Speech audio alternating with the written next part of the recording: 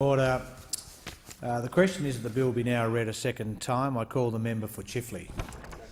Speaker, Parliamentary Secretary, I will defend the coalition.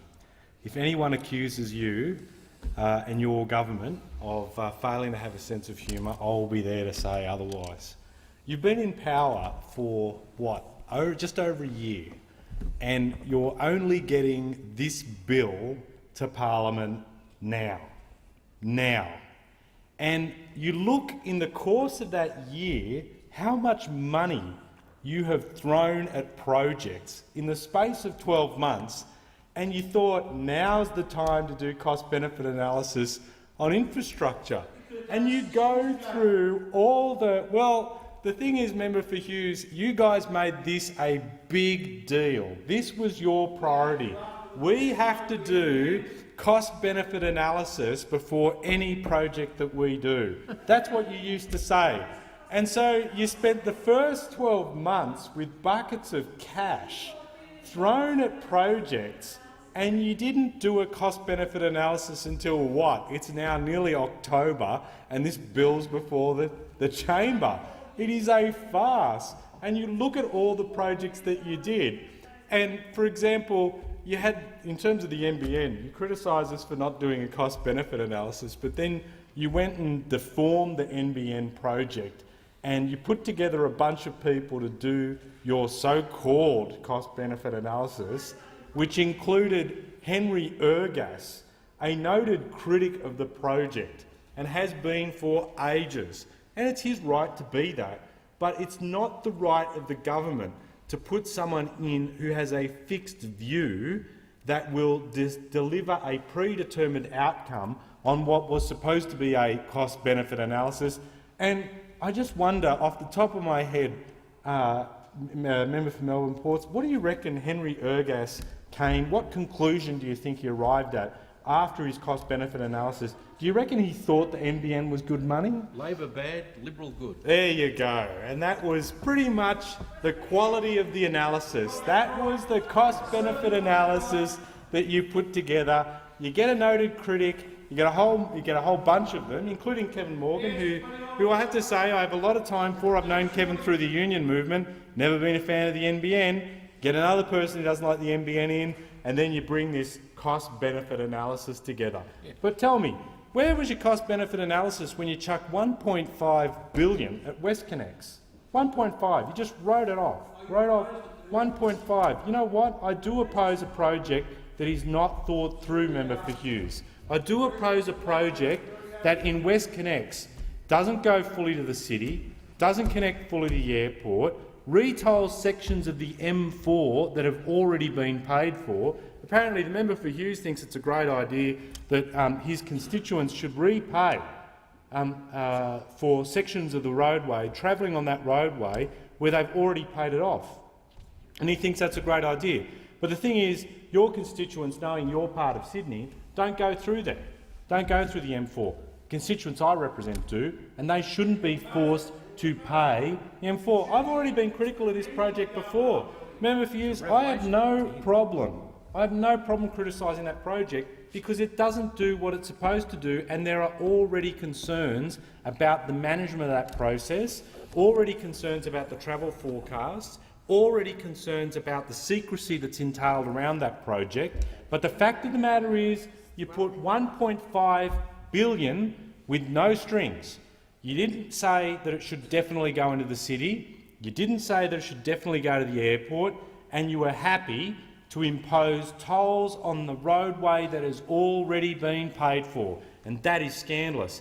But guess what? No cost-benefit analysis when you chuck $1.5 billion at that project, none whatsoever. So the dodgy cost-benefit analysis that's done nearly a year after you've been in office on the NBN, no cost-benefit analysis on some of these other big infrastructure projects, and we're expected to just basically pat you on the back for finally getting round to doing something that you said was a big deal 1 year after being in office, and billions spent on infrastructure in the way that it is. I heard the member for Banks earlier give his fractured fairy tales account of how the NBN went. A person who came from a sector that depended on good infrastructure in terms of broadband and communications, someone who's been involved in the digital economy bagging out the NBN is simply bizarre. But the fact of the matter is he was wrong. The fact of the matter was that when the coalition was in government last time, you tried nearly 20 times to get broadband sorted out in this country, and the big sticking block for you, or the big sticking point, was you could never get past Telstra. I mean, Telstra commanded the telecommunications industry. It basically, if it didn't agree to something, nothing happened in terms of broadband. Go and ask Helen Coonan what type of blues she had with them. And when Telstra did put forward plans on what they'd do on broadband, they wanted to have a rate of return that the ACCC went pink in the face and would not allow that to happen. And when we got into government and we put forward the proposition that we wanted to upgrade broadband in this country through the National Broadband Network, and yeah, we put aside the shade under $5 billion, and we asked everyone to tender for it, the biggest telecommunications company under Sol Trujillo at that time put in for a $5 billion project, how many pages? 5.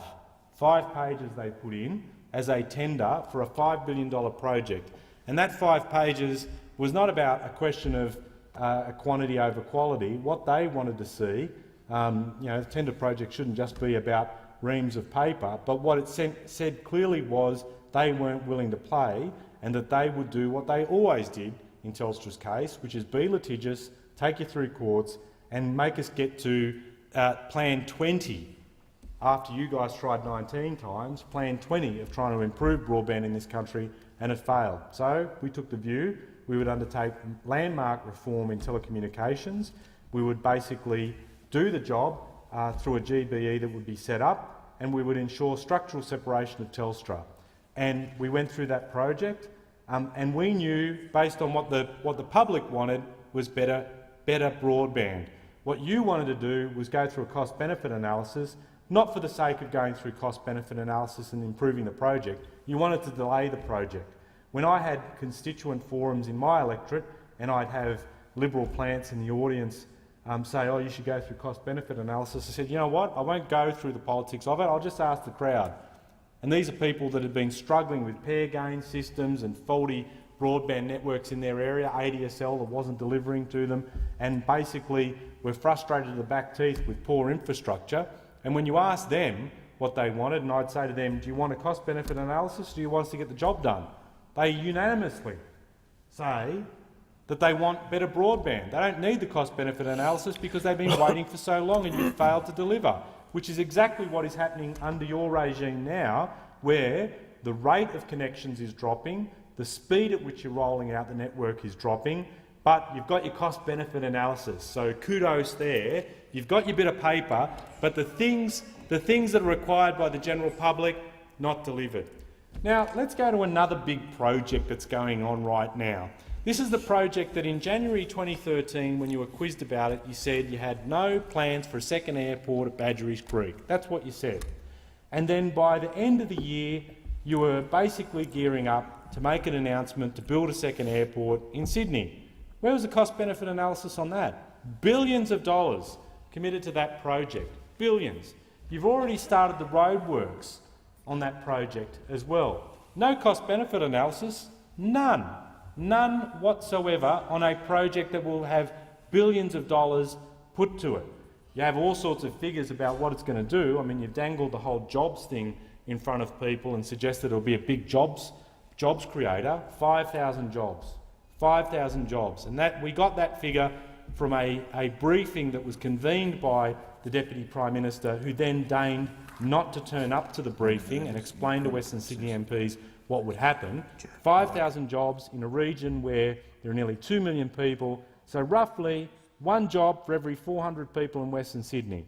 And you're going to commit all this money to roadworks, all this money to the airport itself, and you're going out, you haven't put in a cost-benefit analysis on it whatsoever, and we've seen enough examples in the international space and even here in Australia. I mean, go to Avalon and see the glory that is supposed to be a second airport operating in one metropolitan area, and you can see what's happening there. Or go to Canada and see what's happened with over in Montreal, where they've had a second airport there, and that's on its last knees as well. And we're now committing a similar sort of thing, building a second airport in one metropolitan area where there are concerns about its future financial viability. The job figures are not fair income.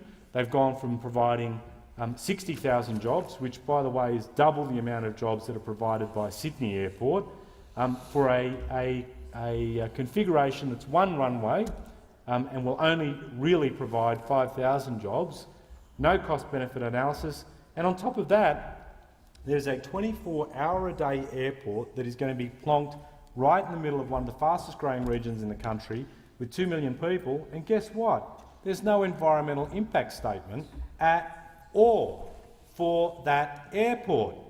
And the thing that gets me is the electorate I represent is going to lose $270 million in schools funding over 10 years from decisions that this mob make. They are the university that is in our region will face up to 40% in funding cuts from this mob opposite, and will force people in the region that I live in to pay high university fees to make up for it. I can't get things like an MRI for my local hospital. They won't fund that, and they cut funding to state governments for healthcare. So they cut billions, 80 billion in combined cuts on health and education. They push through the changes on higher education, force all these other changes that we see happening in the community, cuts to family payments, forcing people to go and see a doctor. All the things that we need in our area, we're not delivered for the people that need those things the most, the service and infrastructure that they need.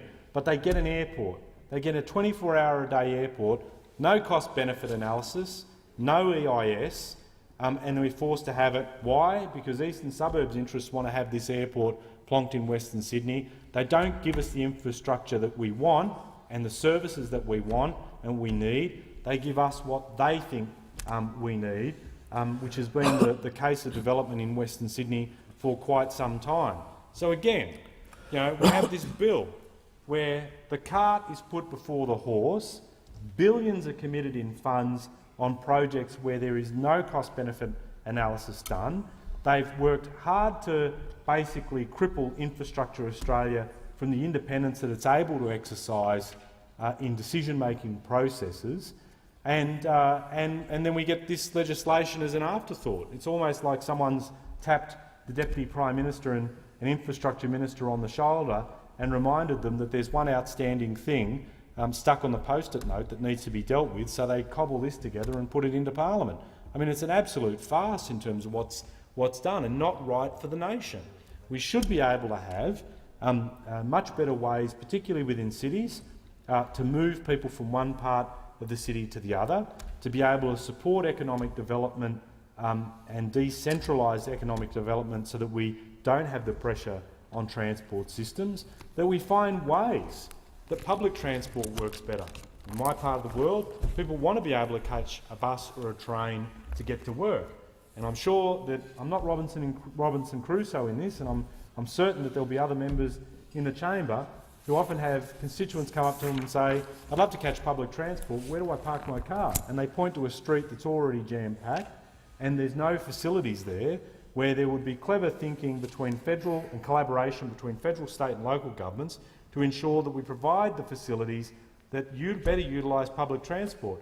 And I wonder if the federal government's doing anything on this. I wonder if the Abbott government's actually thought, how do we use infrastructure, utilise existing infrastructure better by investing in other assets that allow people to use that infrastructure better?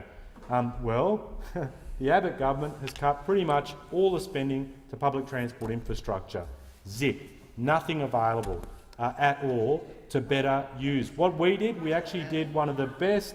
We did a massive increase in public transport infrastructure across the country, and once you're done re-announcing all the projects we've put in place, you'll have nothing. You'll have absolutely nothing. But you'll finally get your cost-benefit analysis, and that, I'm sure, will be great comfort to people who want to see infrastructure in their area. They'll have a report to rely upon not the roads, not the rail, not the better infrastructure, not the ports, but they'll have a cost-benefit analysis. Written by Henry Ergas. Written by Henry Ergas and whoever else actually approaches these things with an eye patch and a pen and wonders whether or not they'll actually get a fair income report. This is a joke of a bill. Time has expired.